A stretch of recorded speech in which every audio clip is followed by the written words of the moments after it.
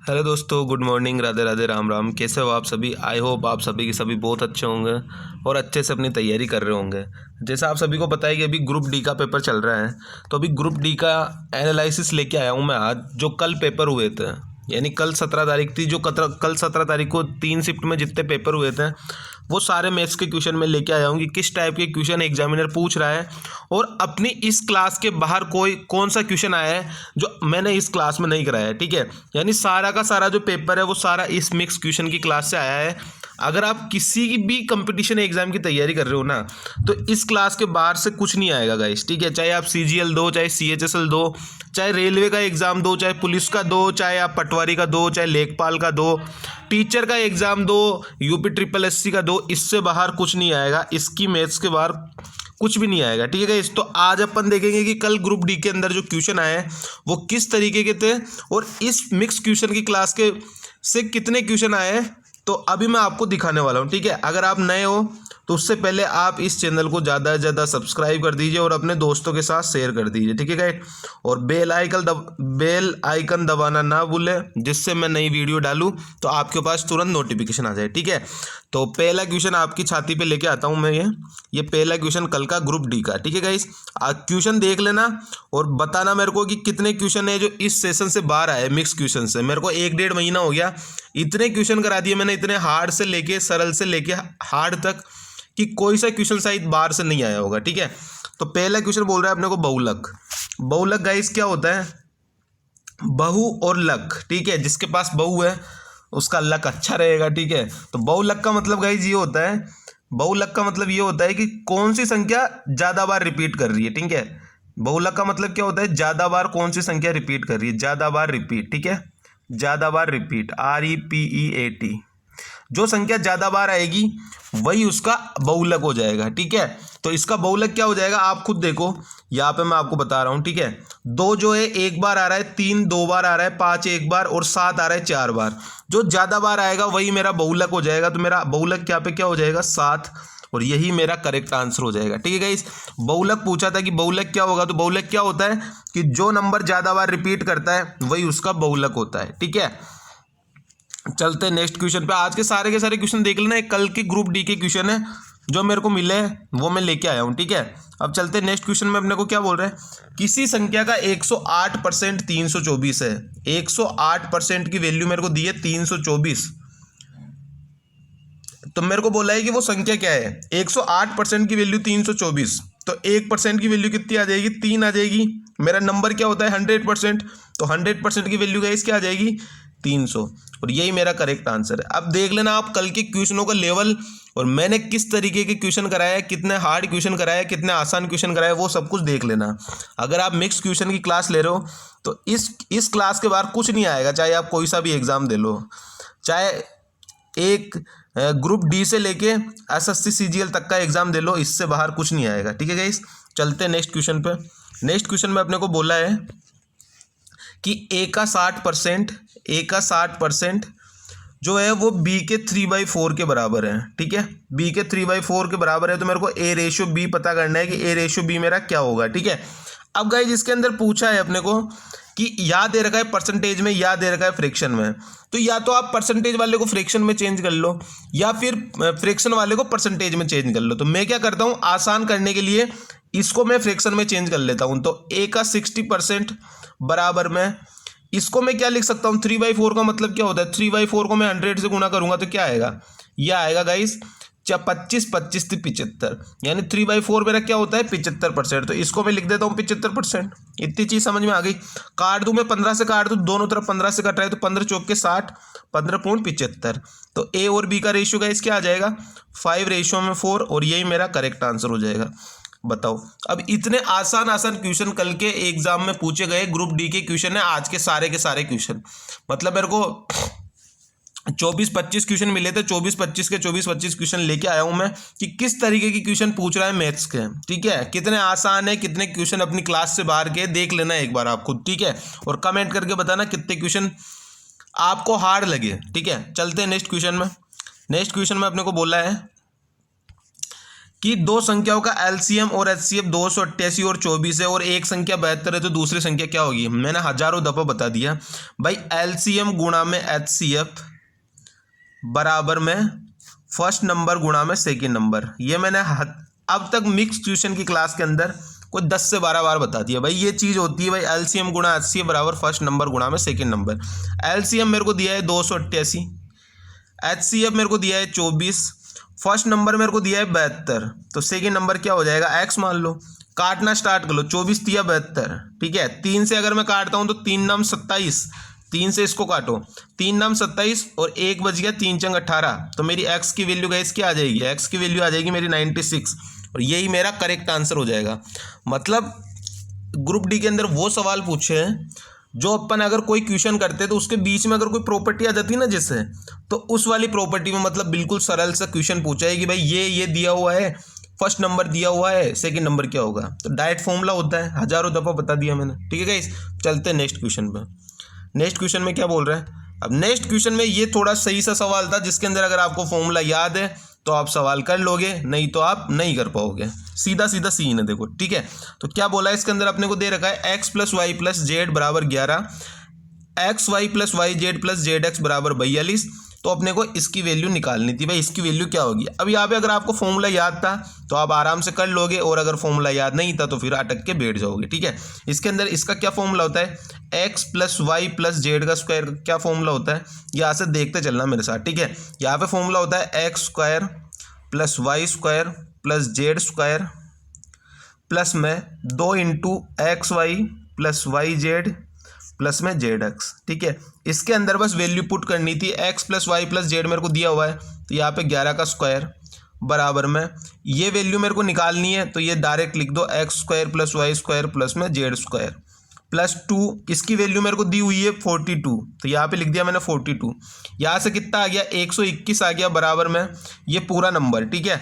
उसके बाद में प्लस यहाँ से कितना आ जाएगा 84, तो मेरी इसकी वैल्यू कितनी आ जाएगी, x square plus Y square plus Z square की वैल्यू मेरे पास कितनी आ जाएगी, 121 माइनस 84, तो यहाँ से कितना आ जाएगा, 11 में से 7 4 गया 7, या बच गया 11, 11 में से 8 गया 3, तो मेरा करेक्ट आंसर क्या आ जाएगा 37, ठीक है गाइस।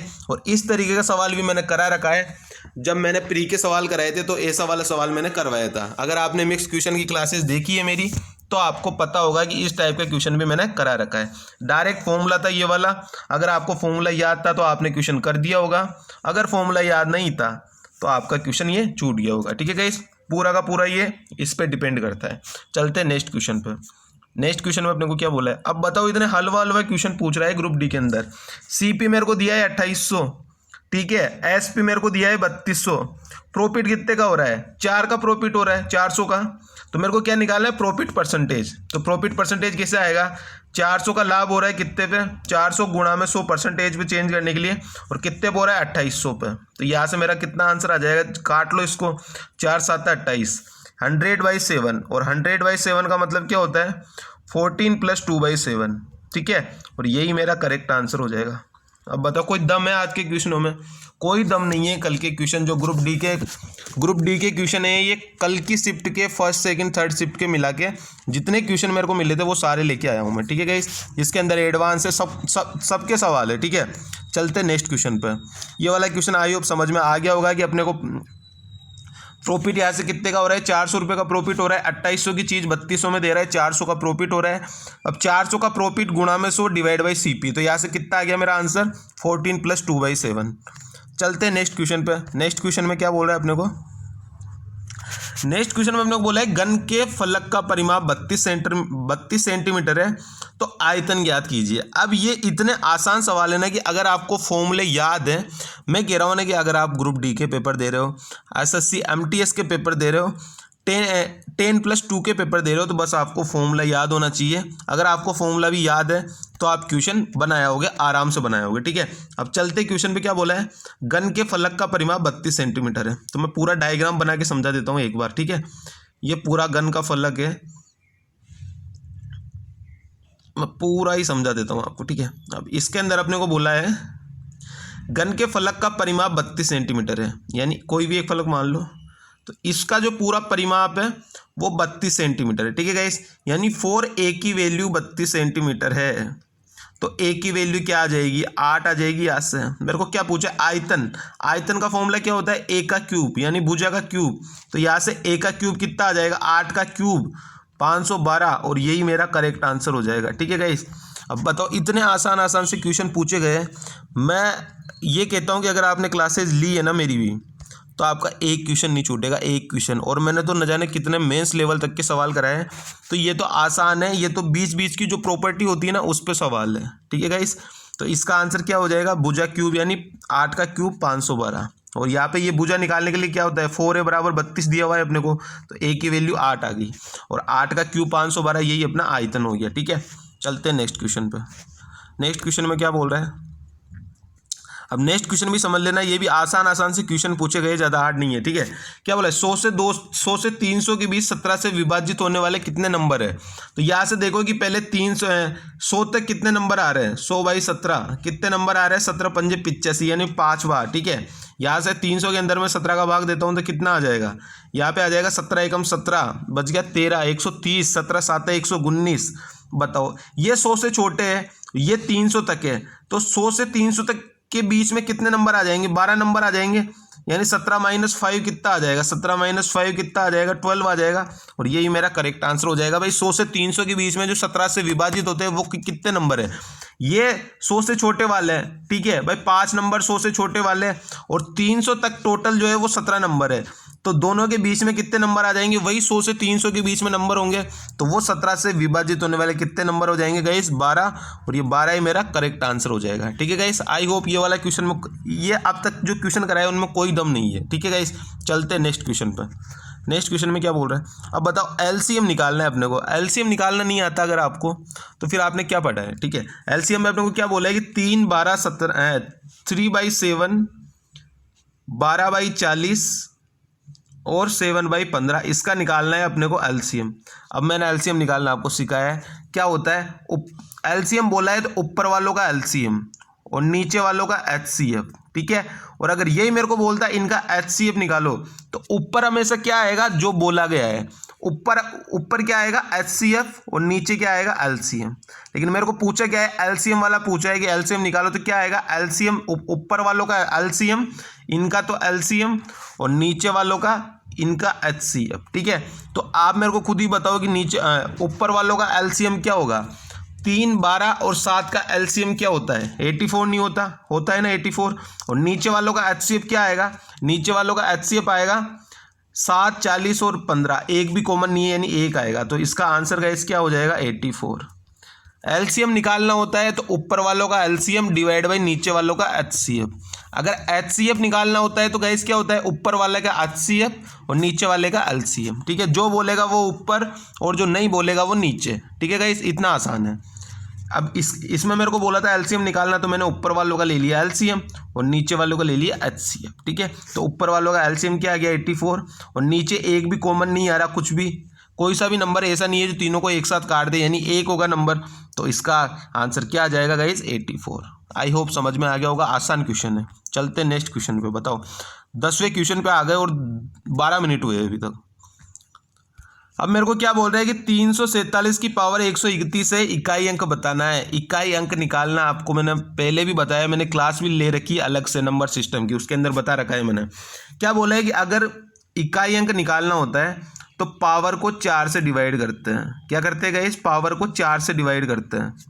एक सेकंड, थोड़ा सा सही से लिख लेता हूँ। पावर को 4 से डिवाइड करते हैं, और 4 का रूल गाइस क्या होता है, लास्ट के 2 नंबर को 4 से डिवाइड कर लो, जितना रिमाइंडर आएगा वही उसका पावर हो जाएगा। ठीक है, तो यहाँ पे 131 है, तो 1 से अपने को कोई मतलब नहीं है, 31 डिवाइड बाई 4, रिमाइंडर कितना बच गया, 3, यानी पावर कितनी हो जाएगी, 3 हो जाएगी। अब 7 की पावर 3, शुरू वाले नंबर से कोई नहीं है क्योंकि इकाई का अंक निकालना है, तो 7 की पावर 3 क्या होती है, 343, तो मेरा इकाई अंक क्या आ जाएगा गाइस, 3, और यही मेरा करेक्ट आंसर हो जाएगा। क्या करना है, अगर इकाई का अंक पूछ रहा है अपने को, तो पावर में दे दो 4 का भाग, और 4 का रूल क्या होता है भाग देने का, कि लास्ट के 2 नंबर कटने चाहिए, तो लास्ट के 2 नंबर में भाग दो, जितना रिमाइंडर बचेगा वही उसकी पावर हो जाएगी। 31 में मैंने 4 का भाग दिया, रिमाइंडर बचा 3, यानी पावर आ गई 131 की जगह अब आपको 3 लिखना है, और यहाँ पे 347 की पावर 3, उसमें भी अपने को इकाई अंक निकालना है, यानी 7 से मतलब है, 34 से कोई मतलब नहीं है। तो 7 की पावर 3 कितना होता है? 343 होता है। और 343 का मतलब यूनिट डिजिट कितनी आ जाएगी अपने पास? यूनिट डिजिट अपने पास आ जाएगी 3। ठीक है, तो यही मेरा करेक्ट आंसर हो जाएगा 3। ठीक है, 3 मेरा करेक्ट आंसर। चलते हैं नेक्स्ट क्वेश्चन पर। इतने आसान आसान क्वेश्चन है यार गाइस, अगर आपको ये भी नहीं आए ना तो फिर आपको क्लास देखना बहुत ज़रूरी है, फिर तो आपको बेसिक क्लास लेनी बहुत ज़रूरी है, जो मैं शाम को करा रहा हूँ। अभी आगे मैं आपको दिखाऊंगा जो मैंने फर्स्ट क्लास के अंदर क्वेश्चन कराए ना, कि जैसे किसी चैप्टर को फर्स्ट क्लास के अंदर स्टार्ट करते हैं तो वो वाले क्वेश्चन भी पूछे गए। ठीक है, अब ये चक्रीय चतुर्भुज में सम्मुख कोणों का जो अपने को अनुपात दिया हुआ है 13:5, तो इनका अपने को अंतर बताना था। क्या बताना था गाइस? इसमें अपने को अंतर बताना था। भाई अंतर क्या होगा? अब ये चीज़ मैंने आपको हजार बार समझा रखी है। भाई चक्रीय चतुर्भुज होता है एक, अगर ये चक्रीय चतुर्भुज है तो इसके सम्मुख कोण यानी आमने सामने के कोणों का योग, जैसे यहाँ पे मैं मान लूँ ABCD। ठीक है, ABCD, तो A और C के आमने सामने के कोणों का योग गाइस क्या होता है? वो होता है गाइस 180 डिग्री। ये मैंने कोई अब तक 4 बार मेंस लेवल के सवाल कराए थे, उसके अंदर चक्रीय चतुर्भुज वाला सवाल आया था, तो मैंने बताया था कि गाइस आमने सामने के कोणों का योग होता है, वो होता है 180 डिग्री। ठीक है, अब यहाँ पे मेरे को क्या दिया हुआ है? एक चतुर्भुज सम्मुख कोणों का अनुपात दिया हुआ है 13 और 5। अगर मैं इसको 13 मान लूँ, इसको 5 मान लूँ, तो मेरे को अंतर निकालना था। अब ये 18 है, तो 18 की वैल्यू मेरे को दी हुई है 180, तो एक की वैल्यू क्या आ जाएगी गाइस? 10 आ जाएगी। मेरे को पूछा है अंतर क्या होगा, तो अंतर क्या होगा दोनों में अंतर होगा 8 का, तो 8 की वैल्यू गाइस क्या आ जाएगी? 80 नहीं आ जाएगी। तो यही मेरा करेक्ट आंसर हो जाएगा। ठीक है गाइस, आसान क्वेश्चन थे। ग्रुप डी का एक भी क्वेश्चन ऐसा नहीं था जो आपको इस क्लास से बाहर का मिल जाएगा। ठीक है गाइस, क्या बोला था मेरे को बोला था कि चक्रीय चतुर्भुज दिया हुआ है, सम्मुख कोणों का रेशियो दिया हुआ था 13:5। ठीक है, तो आपको पता है कि चक्रीय चतुर्भुज के आमने सामने के कोणों का योग जो होता है वो 180 डिग्री होता है, यानी 13 और 5 18 की वैल्यू मेरे को 180 दी है, तो मेरे को अंतर पूछा है दोनों का, तो 8 की वैल्यू क्या हो जाएगी? 80 हो जाएगी। ठीक है, चलते नेक्स्ट क्वेश्चन पे। नेक्स्ट क्वेश्चन में क्या बोला है अपने को? नेक्स्ट क्वेश्चन में अपने को बोला है कि 3x² + 7x + 6 इसका मूलों का योगफल ज्ञात करना है। अब आप एक चीज़ लिख लेना यहाँ पे कि अगर योगफल पूछ रहा है, कलर चेंज करना पड़ेगा, अगर जो वो पूछ रहा है योगफल, अगर वो पूछ रहा है योगफल, तो योगफल तो क्या होता है गाइस? योगफल होता है अल्फा प्लस बीटा बराबर, इसका जो होता है वो होता है -b/a। अगर यही अपने को पूछता है इनका गुणा क्या होगा, इनका गुणनफल क्या होगा, यानी अल्फा गुणा में बीटा पूछता तो क्या हो जाता? c/a। इस चीज़ को ध्यान रख लेना, ये चीज़ बहुत इंपॉर्टेंट है, आगे भी पूछेगा ये सवाल इस पर। तो इस चीज़ को याद कर लेना कि अगर योगफल पूछेगा तो माइनस का b/a, और अगर गुणनफल पूछेगा तो c/a। या पूछा है अपने को मूलों का योगफल, तो योगफल क्या हो जाएगा? अपने को क्या दिया? 3x² + 7x प्लस में 6 बराबर में 0। तो यहाँ पे a, ये b, ये c हो गया। तो अपने को योगफल पूछा है, अल्फा प्लस बीटा पूछा है, तो क्या हो जाएगा? माइनस का b/a। तो b की वैल्यू क्या है? 7, तो माइनस का 7/a यानी 3। तो यही मेरा करेक्ट आंसर हो जाएगा। ठीक है, तो मेरा करेक्ट आंसर गाइस क्या हो जाएगा? माइनस का 7/3। ये पूछा है मेरे को योगफल, अगर यही मेरे को पूछ लेता गुणनफल, तो अल्फा गुणा बीटा की वैल्यू क्या आ जाती? यहाँ पे मेरे पास आ जाती c/a, यानी 6/3, और 6/3 का मतलब क्या हो गया? 2। तो मेरा मूलों का गुणनफल आ जाता 2, और लेकिन यहाँ पे मेरे को योगफल पूछा है तो कितना आ जाएगा? माइनस का 7/3, और यही मेरा करेक्ट आंसर हो जाएगा। ठीक है गाइस, आई होप ये वाला क्वेश्चन भी समझ में आ गया होगा कि ये क्वेश्चन आगे भी पूछेगा, हर एक शिफ्ट में पूछेगा। अगर ये वाला क्वेश्चन इसमें आ गया ना, तो अगर कल जो पेपर होगा, आज जो पेपर होगा, फर्स्ट शिफ्ट में नहीं पूछा तो सेकंड में पूछ लेगा, सेकंड में नहीं पूछा तो थर्ड में पूछ लेगा। ठीक है, लेकिन पूछता रहेगा जितनी पारियों में पेपर होएगा कि योगफल और गुणनफल। ठीक है, दोनों का फॉर्मूला याद कर लेना, माइनस का b/a और c/a। ठीक है, चलते हैं नेक्स्ट क्वेश्चन पर। नेक्स्ट क्वेश्चन में अपने को क्या बोल रहा है? अब नेक्स्ट क्वेश्चन भी देख लो आप, हलवा है हलवा। ठीक है, क्या बोल रहा है? sin² 13 प्लस में sin² 77 डिग्री। ठीक है, और ये क्या होगा? ठीक है, इसकी वैल्यू अपने को पूछिए। अब आप इसको चेंज कर सकते हो आराम से कोस के अंदर, क्योंकि यहाँ पे sin² है, यहाँ पे अगर आप cos² बना लोगे तो वैल्यू 1 हो जाएगी। तो मैं चेंज करके देख लेता हूँ। sin² 13 प्लस में इसको मैं क्या लिख सकता हूँ? cos² 13 लिख सकता हूँ। साइन स्क्वायर 77 को मैं कोस स्क्वायर 13 लिख सकता हूँ। 90 माइनस 77 यानी 13, यानी ये कितना आ जाएगा कोस स्क्वायर 13। अब गाइज आप ये बताओ कि साइन स्क्वायर ए प्लस कोस स्क्वायर, इसकी वैल्यू कितनी होती है 1 होती है, तो यहाँ से मेरा आंसर क्या आ जाएगा 1। Sine square alpha plus cos square alpha, या अल्फा की जगह ए ले लो, उससे कोई दिक्कत नहीं है। इसकी वैल्यू क्या होती है 1, तो 1 ही मेरा करेक्ट आंसर हो जाएगा। ठीक है गाइस, आई होप ये वाली प्रॉपर्टी तो आपने शायद आज के बहुत साल पहले पढ़ ली होगी जब आप 4th या 5th में थे, कि sine square alpha plus cos square alpha क्या होता है 1 होता है। यहाँ पे ए लिखो या अल्फा लिखो, उससे कोई फर्क नहीं पड़ रहा है। ठीक है गाइस, तो इसका आंसर मेरे पास क्या हो जाएगा 1।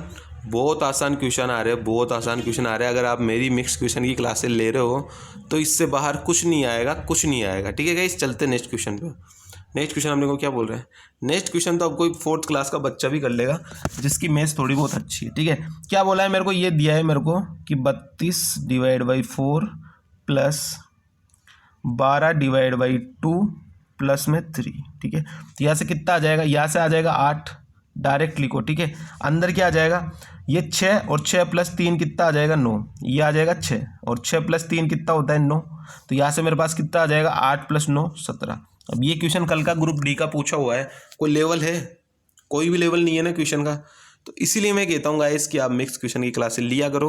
अगर आपका जो बेसिक कमजोर है तो शाम को चैप्टर वाइज क्लास लिया करो, उसके अंदर मैं एक एक कॉन्सेप्ट बता रहा हूँ बिल्कुल बेसिक से। ठीक है गाइस, चलते हैं नेक्स्ट क्वेश्चन पे। नेक्स्ट क्वेश्चन में अपने को क्या बोल रहा है, अब नेक्स्ट क्वेश्चन की ये वाला सवाल भी मैंने अभी आपको 2 या 3 दिन पहले ही बताया। ठीक है, इसमें अपने को क्या पूछा है, अपने को जो है ये 2 इंटरनल एंगल दिए हुए हैं अपने को 30 और 70। यहाँ पे मैं दोबारा बना देता हूँ। ठीक है, इस चीज़ को ध्यान रख लेना, मैं दोबारा सही से बना के बता रहा हूँ आपको, एक चीज़ में बिल्कुल आपको बिल्कुल सही से समझा रहा हूँ। ठीक है, ये मेरे को एक ट्रायंगल दिया हुआ है। ठीक है, मेरे को एक ट्रायंगल दिया हुआ है, दोबारा कलर चेंज करना पड़ेगा इसमें, और ये दूसरा कलर मैंने दोबारा लिया। ठीक है, ये मेरे को दिया हुआ है ए, ये मेरे को दिया हुआ है बी, और ये मेरे को दिया हुआ है सी। ठीक है, इतनी चीज़ समझ में आ गई। अब मेरे को बोला है कि अगर मैं इस एंगल को आगे बढ़ाता हूँ तो यहाँ से जो मेरा कोण बनेगा एक्स, इसका मान मेरे को बताना है कि भाई इसका क्या होगा, और मेरे को बी की वैल्यू दी है 30 और सी की वैल्यू दी है 70। ठीक है, इतनी चीज़ समझ में आ गई। अब मैंने आपको एक प्रॉपर्टी बताई थी, क्या बताई थी, कि जो एक एक्सटर्नल एंगल जो बनता है वो अंदर के 2 इंटीरियर एंगल के बराबर उसका सम होता है। और ये क्वेश्चन मैंने आपको 2 या 3 दिन पहले ही कराया है जब मैं मेंस के क्वेश्चन कराया था। ठीक है, कि एक्सटर्नल एंगल का जो सम होता है वो अंदर के 2 इंटीरियर एंगल के सम के इक्वल होता है। अब यहाँ से इंटीरियर एंगल कौन कौन से, बी और सी, तो इनका टोटल कितना है 30 प्लस 70, तो मेरा x की जो वैल्यू आएगी वो भी कितनी आएगी गाइस, मेरा x जो निकल के आएगा उसकी वैल्यू 100 आएगी। ठीक है, यानी इसकी वैल्यू गाइस क्या हो जाएगी 100 हो जाएगी, और यही मेरा करेक्ट आंसर हो जाएगा। बताओ, जो क्वेश्चन के अंदर से अपन कोण निकालने के लिए यूज करते हैं ना, वो एक सवाल बना के यहाँ पे दे दिया। ठीक है, तो मतलब आप देख सकते हो कि अगर आपकी मैथ्स में थोड़ी बहुत भी तैयारी है तो आप पेपर आराम से 25 बाई 25 क्वेश्चन सही करके आओगे। ठीक है गाइस, इसके अंदर क्या बोला था कि एक ये एक्सटीरियर एंगल है, तो इसका अपने को बताना था भाई ये कितने डिग्री का होगा। अब आपको पता है भाई एक्सटीरियर एंगल जो होता है वो 2 इंटीरियर एंगल के सम के बराबर होता है। अब यहाँ पे दोनों का सम कितना है 100 है, तो x की वैल्यू गाइस क्या हो जाएगी 100 ही हो जाएगी। ठीक है, चलते हैं नेक्स्ट क्वेश्चन पे।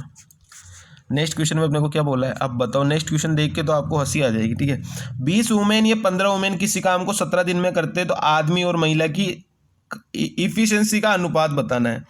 ये 20 वुमेन बराबर में 15 मेन। ठीक है, तो यहाँ से अगर मैं 5 से काटूँ तो 4 और 3, तो वुमेन और मेन की इफिशियंसी कितनी आ जाएगी, 3 और 4 नहीं आ जाएगी, बताओ। अब ये सवाल मेरे को पूछा है कल ग्रुप डी में कि मेन और वुमेन और मेन की इफिशियंसी का अनुपात क्या होगा। अगर ये पूछ लेता मेन और वुमेन की तो 4:3 कर देते, और वुमेन और मेन की तो 3:4 कर देते। जो भी बोल रहा है उसको कर देते, जो भी क्वेश्चन में पूछा है। ठीक है, बाकी ये वाला क्वेश्चन भी पूछा था कल तो मैं ले आया। चलते नेक्स्ट क्वेश्चन पे। नेक्स्ट क्वेश्चन में अपने को ये बोल रहा है, नेक्स्ट क्वेश्चन में अपने को बोल रहा है यहाँ पे 3160 कर लेना। ठीक है, 3160 मेरे को क्या बोला है। अब ये वाला क्वेश्चन मैंने शायद मेरी पहली क्लास में बता दिया था। यहाँ पे मेरे को पूछा था कि प्रिंसिपल क्या होगा। ठीक है, क्या बोला था कि प्रिंसिपल क्या होगा। अगर आपने मेरी एसआई की क्लासेस देखी है तो मैंने आपको फर्स्ट क्लासेस के अंदर ये सब कुछ समझा रखा है। कोई धन जो है वो 5 साल में हो रहा है 3160, और 2 साल में हो रहा है 2500। ठीक है, इतनी चीज़ समझ में आ गई। यानी मेरे को 3 साल का ब्याज कितना मिल रहा है, मेरे को 3 साल का ब्याज मिल रहा है जैसे 0 6 11 में से 5 गया तो 6, यानी 660 रुपये मिल रहा है मेरे को 3 साल का ब्याज। तो गाइज आप एक चीज़ बताओ, यहाँ से 1 साल का कितना आ जाएगा 220 और 2 साल का कितना आ जाएगा 440, यानी 2500 रुपये जो है वो मेरा 2 साल बाद अमाउंट हो रहा है। उसमें से मेरे को 440 रुपये ब्याज के मिल रहे हैं। तो मेरी जो प्रिंसिपल है वो क्या आ जाएगा, इसको माइनस कर दूं मैं तो कितना आ जाएगा 0 6 0 और 2, यानी 2060 रुपये जो है वो मेरा प्रिंसिपल आ जाएगा और यही मेरा करेक्ट आंसर हो जाएगा। ठीक है गाइस, इतना आसान क्वेश्चन पूछा था भाई, प्रिंसिपल निकालना था अपने को। धन मेरा 5 साल बाद 3160 रुपये हो रहा है और 2 साल बाद जो है वो 2500 रुपये हो रहा है। तो यहाँ से मेरे को 3 साल का ब्याज कितना मिल रहा है, मेरे को 3 साल का ब्याज मिल रहा है यहाँ से 660 रुपये। तो 1 साल का कितना मिलेगा मेरे को 220 और 2 साल का कितना मिल जाएगा मेरे को 440। अब 2500 रुपये मेरा अमाउंट हो रहा है 2 साल बाद और उसमें से 440 रुपये मेरे को मिल रहे ब्याज के। तो मेरा जो प्रिंसिपल रहा होगा वो उससे 440 रुपये कम रहा होगा 2500 से। तो मेरा जो प्रिंसिपल है वो कितना आएगा गाइस 2060। अगर यही पे मेरे को रेट पूछ लेता तो रेट भी मैं निकाल देता। रेट में कैसे निकाल देता, अब इधर से देखते चलना। ठीक है, रेट में कैसे निकाल देता, इधर से यहाँ पे अपने को 1 साल का ये कितना मिल रहा है, इंटरेस्ट कितना मिल रहा है 220, तो 220 गुणा में 100 डिवाइड बाई प्रिंसिपल कितना है, प्रिंसिपल है मेरे पास 2060, तो ये 2060 से भाग दे देता तो यहाँ से मेरी रेट निकल के आ जाती जो भी होती। ठीक है, ये इतना सा चीज़ था। इसके अंदर तो रेट भी नहीं पूछी थी अपने को, सिर्फ प्रिंसिपल पूछा था। मैंने रेट भी आपको बता दिया। आपको अगर ज़्यादा सीखना है तो क्लासेस जाके ले लीजिए एसआई की। उसके अंदर पहली क्लास के अंदर ही मैंने प्रिंसिपल, रेट, टाइम, अमाउंट सब कुछ निकालना सिखा दिया था। ठीक है गाइस, आई होप ये वाला क्वेश्चन भी समझ में आ गया होगा। आसान क्वेश्चन है। चलते हैं नेक्स्ट क्वेश्चन पे। नेक्स्ट क्वेश्चन में क्या बोल रहा है, अब नेक्स्ट क्वेश्चन अगर आपने मेरी रेशियो की क्लासेस देखी हो तो ऐसे क्वेश्चन होगा तो आप ऐसे कर दोगे तुरंत ही, आंखों ही आंखों में। क्या बोला है, मेरे को रेशियो दिया है ABBC का और बोला है कि टोटल 18,236 रुपये। तो ए और सी के शेयरों में अंतर क्या होगा, ए और सी के शेयरों में अंतर कितना होगा। ठीक है, यहाँ से मैं रेशियो निकाल लेता हूँ ABC का। क्या क्या दिया हुआ है 4:7 और 5:6। तो यहाँ से रेशियो क्या आ जाएगा 20 7 पंजे 35 और 7 छंग 42। कैसे रेशियो कैसे निकालते हैं, यूं फिर यूं और फिर सीधा। ठीक है, यानी 5 चौके 20, 7 पंजे 35 और 7 छंग 42। ठीक है, यह आ गया मेरा रेशियो। टोटल रेशियो कितना हो गया 5 और 2 7, 4 और 3 7 और 2 9। 97 की वैल्यू मेरे को 18,236 दी है। ठीक है, 97 की वैल्यू मेरे को 18,236 दी है। मेरे को बोला है कि ए और सी के बीच का डिफरेंस क्या होगा, शेयर के बीच का डिफरेंस। तो डिफरेंस कितना है ए और सी के बीच का 22, 42 माइनस 20 यानी 22 आ गया। तो 97 की वैल्यू 18,236, तो 22 की वैल्यू 4,136 और यही मेरा करेक्ट आंसर हो जाएगा। ठीक है गाइस, तो मेरा करेक्ट आंसर क्या हो जाएगा 4,136। ये सब क्वेश्चन मैंने आपको कराए हुए हैं।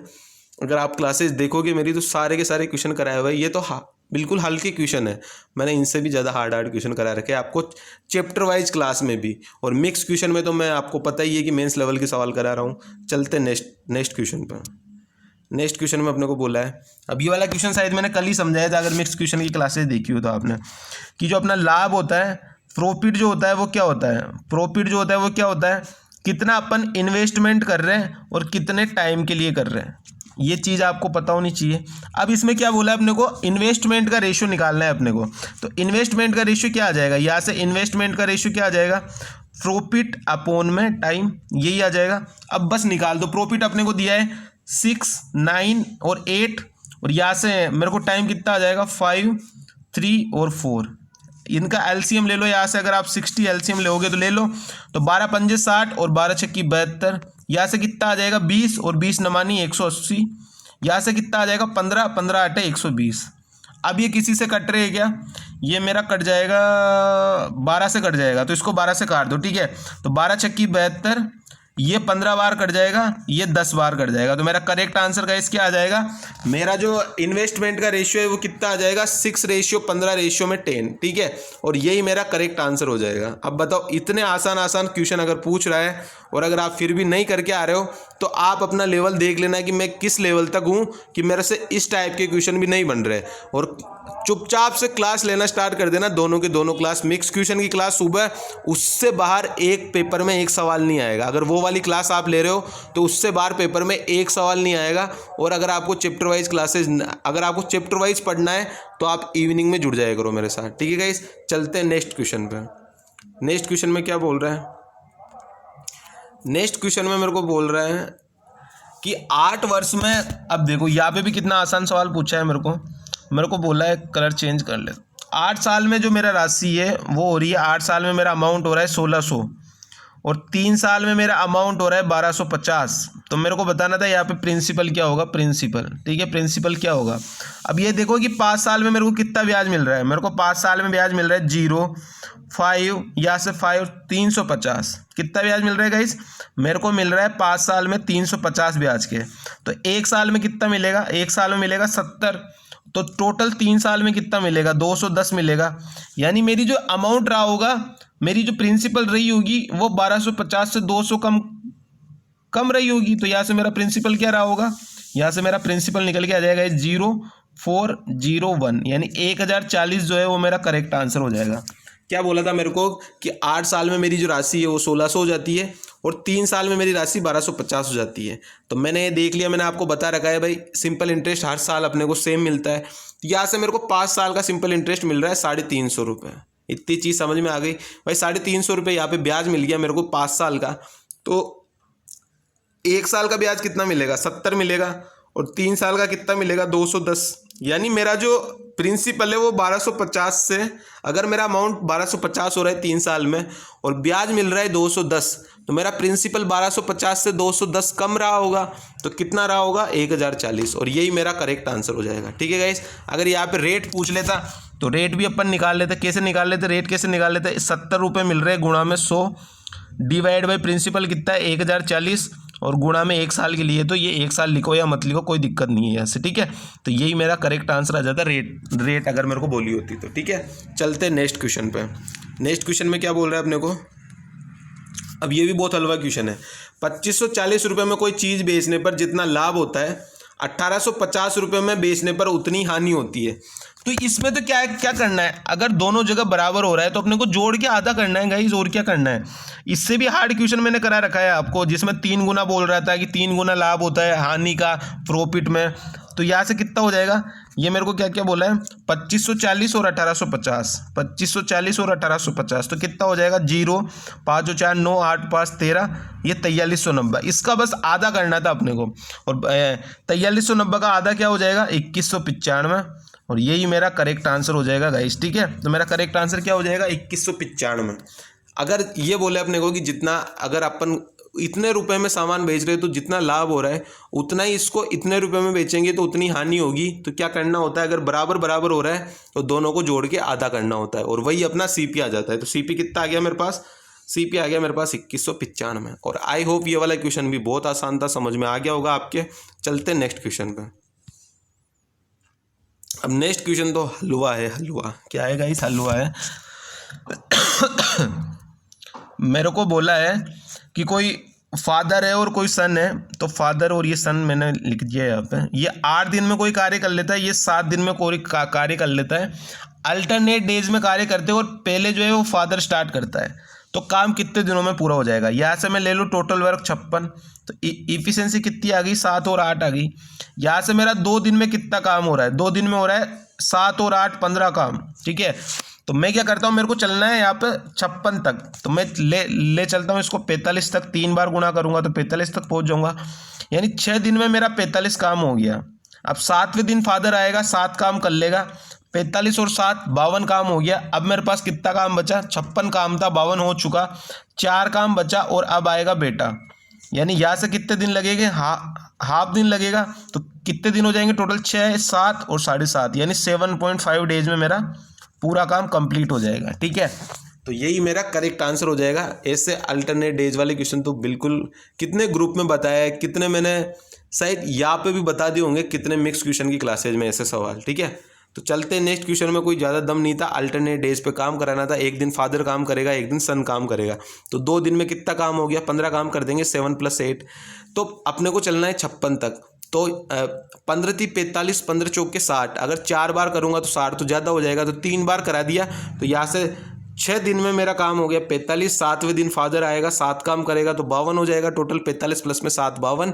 फिर कितना काम बचा, 4 काम। अब नंबर किसका है, सन का है, तो 4 काम करना है और कितना काम करता है 8, तो कितना दिन लगाएगा, आधा दिन लगाएगा। तो कितने कितने दिन हो गए टोटल, 6 + 1 7 और 7 प्लस में हाफ यानी 7.5 दिन। ठीक है, 7.5 मेरा करेक्ट आंसर हो जाएगा। चलते हैं नेक्स्ट क्वेश्चन में। नेक्स्ट क्वेश्चन क्या बोल रहा है, नेक्स्ट क्वेश्चन भी वैसा ही है कुछ। नेक्स्ट क्वेश्चन में अपने को बोला है कि ABC 10 12 15 दिनों में काम कर देते हैं और B की हेल्प करते अल्टरनेट डेज पे A और C, यानी एक दिन A हेल्प करता है, एक दिन C हेल्प करता है। तो इसका भी निकाल के देख लेते हैं। ऐसे क्वेश्चन ही आगे आएंगे गाइस, ठीक है, कोई ज़्यादा हार्ड सवाल नहीं है, आसान आसान सवाल है। 10 12 और 15 दिन में ABC काम कर देते हैं। LCM ले लो 60, तो 6 12 पंजे 60 और 15 चौके 60। अब बोला है B तो डेली काम करेगा, B तो डेली काम करेगा, लेकिन A और C जो है वो उसके अल्टरनेट डेज पर मदद करेंगे। यानी 2 दिन में कितना काम हो जाएगा, 2 दिन में मेरा काम हो जाएगा B + A यानी 11 और B + C यानी 9। तो 2 दिन में मेरा काम हो रहा है 20, मेरे को चलना है 60 तक, तो 3 से गुणा कर दूँ, इधर भी 3 से गुणा कर दूँ, तो 6 दिन में पूरा 60 काम हो जाएगा। तो मेरा आंसर गाइस क्या आ जाएगा, 6 दिन। ठीक है, और यही मेरा करेक्ट आंसर हो जाएगा। कुछ नहीं करना था, बहुत आसान था कि B की हेल्प कर रहे एक दिन A एक दिन C अल्टरनेट डेज पे, तो पहले दिन में B और A काम करेंगे, दूसरे दिन में B और C काम करेंगे। ठीक है, और जैसा पहले वाला क्वेश्चन किया वैसे ये वाला क्वेश्चन है। चलते हैं नेक्स्ट क्वेश्चन पे।